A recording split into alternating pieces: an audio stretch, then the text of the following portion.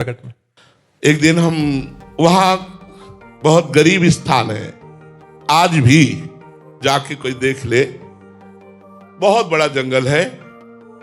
अब तो कुछ थोड़ा शोभन सरकार ने निर्माण करवा दिया था, नहीं तो झोपड़ी या मिट्टी की और ऐसे लकड़ी की पटी हुई कुटिया और सांप बिछी।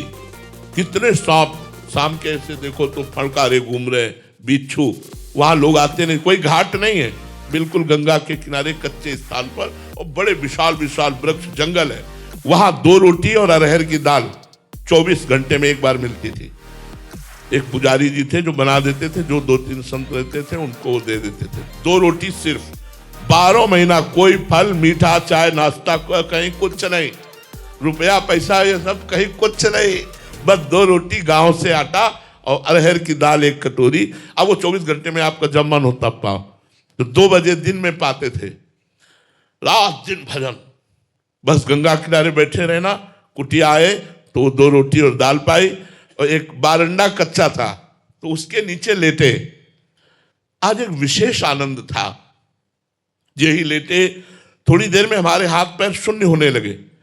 अब हम ना हाथ उठा सकते हैं ना पैर उठा सकते हैं, बस आंखें खुली हैं, चेतना पूरी है, शरीर शून्य है, और दिव्य सुगंध।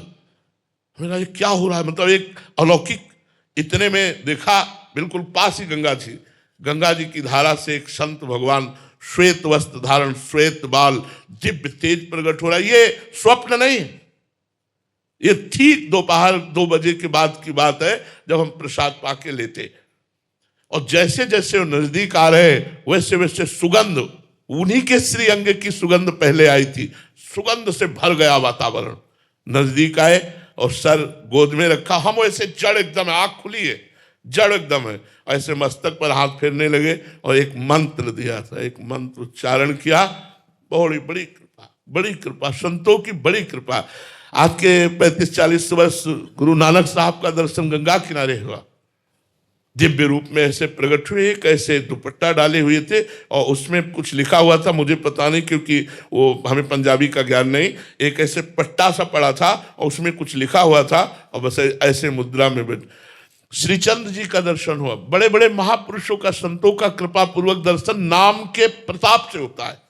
नाम, विश्वास कर लीजिए, जब नाम भगवान को अधीन करके सामने खड़ा कर सकता है, सुमिर पवन सुत पावन नामू, अपने बस करी राखे रामू, तो आप क्या समझते हैं? नाम का प्रताप अमोघ है, अलौकिक है। आप विश्वास करके नाम जब कीजिए, माला माल हो जाओगे। हमारी बात मान लो, कहीं भटकने की जरूरत नहीं, कहीं छूछा जंतर मंत्र कराने की जरूरत नहीं। राम राम कहो, राधा राधा कहो, कृष्ण कृष्ण कहो, तुम माला माल हो जाओगे। थोड़े दिन, जब तक तुम्हारे पाप नष्ट नहीं होते तब तक विपत्ति संकट आदि हो सकता है। आप धैर्य पूर्वक सह जाओ, आगे का मार्ग बहुत आनंदमय, बहुत आनंदमय।